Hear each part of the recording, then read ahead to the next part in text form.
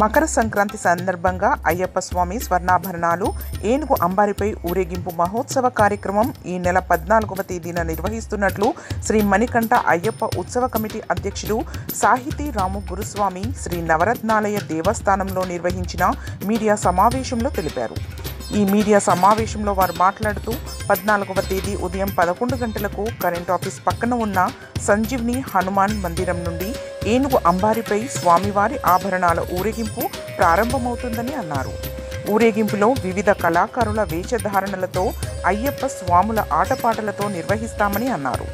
రాత్రి 7 గంటలకు అయ్యప్ప స్వామి ఆభరణాల అలంకరణ దర్శనం ఉంటుందని, భక్తులు ప్రజలు అధిక సంఖ్యలో పాల్గొని విజయవంతం చేయాలని కోరారు. ఈ మీడియా సమావేశంలో అధ్యక్షులు జయప్రకాష్, మోహన్ రావు, ప్రధాన కార్యదర్శి సత్యనారాయణ, కోశాధికారి విశ్వనాథరావు, సభ్యులు పరమేశ్వర్ గౌడ్, ధనరాజ్, వెంకట్, ఇతర అయ్యప్ప స్వాములు పాల్గొన్నారు. స్వామి శరణం, స్వామి శరణం. సంగారెడ్డి పట్టణ ప్రజలకు మరియు అయ్యప్ప స్వాములకు, గురుస్వాములకు నవరత్నాలయ దేవాలయం నుంచి ఆహ్వానం పలుకుతున్నాము.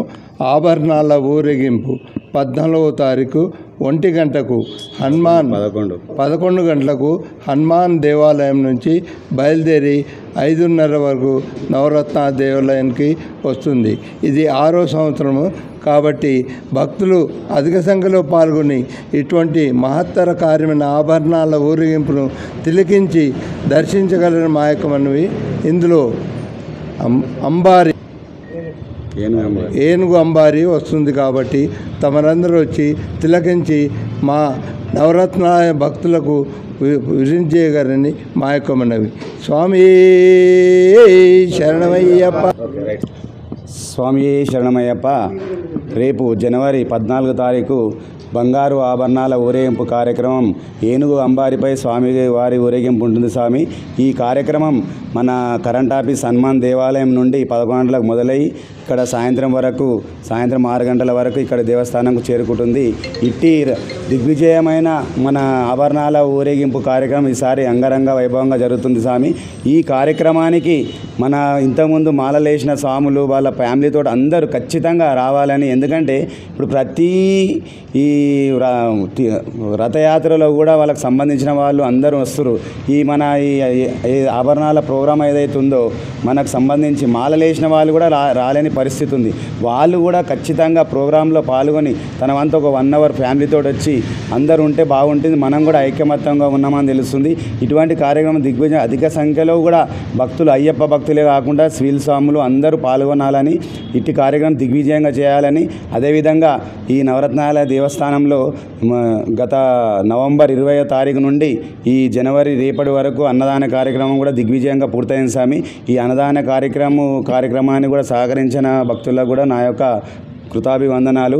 అలాగే మెయిన్ ప్రోగ్రాం ఏదైతుందో మన ఆభరణాల ఊరేగింపు కార్యక్రమం సాయంత్రం అక్కడి నుంచి వచ్చిన తర్వాత 6 గంటలకు ఇక్కడ స్వామివారికి శబరిమలలో ఏ విధంగా అయితే ఆభరణాల అలంకరణ జరుగుతుందో అదేవిధంగా ఇక్కడ జరుగుతుంది. స్వామి ఆభరణాల అలంకరణ అనంతరం జ్యోతి అక్కడ వెలుగుతుంది. ఆ జ్యోతి వెలిగినాక కూడా ఇక్కడ దర్శనం కూడా అందరికీ భక్తులకు కలుగుతుంది.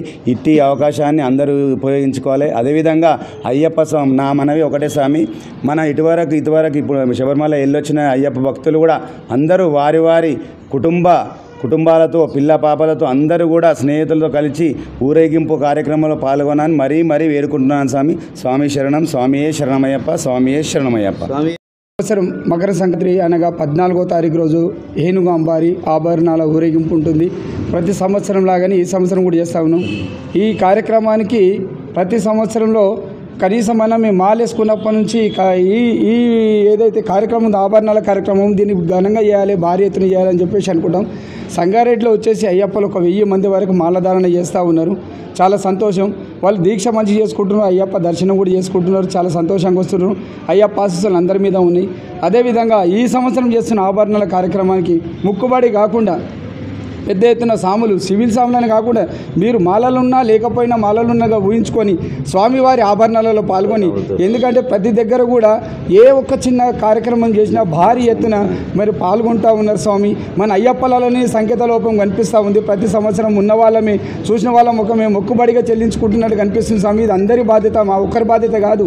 ఎందుకంటే అందరం కలిసికట్టుగా చేసుకోవాలి. ఎందుకంటే సంగారెడ్డిలో ఉన్న ప్రతి మాలధారణ చేసిన సాములందరూ కూడా చాలా నిష్ఠ నియమాలతో చేసిన సాములు ఉంటారు. చాలా భక్తితో ఉన్న సాములే కనుక మీరందరూ దయచేసి ఈ ప్రోగ్రామ్ను కూడా మీరు విజయవంతం చేయాలి. ఒక్కరోజు స్వామి మనకు ఆ రోజు అయ్యప్ప మనం ఈ 40 రోజులు ఏదైతే 50 రోజుల దీక్ష మండల దీక్ష చేస్తూ ఉన్నామో ఆ దీక్షలో భాగంగా ఇది కూడా ఒక దీక్షగా కఠినంగా తీసుకొని ఒక్కరోజు పండుగ అనుకోకుండా స్వామివారికి మనం ఊరేగింపులో పాల్గొంటే అదే 10,000గా మీరు భావించుకొని స్వామివారి ఆశీస్సులు తీసుకోవాలి స్వామి. ఎందుకంటే ప్రతి సంవత్సరం వచ్చిన వాళ్ళే ఉన్నారు, కొత్త వాళ్ళు రావట్లేదు.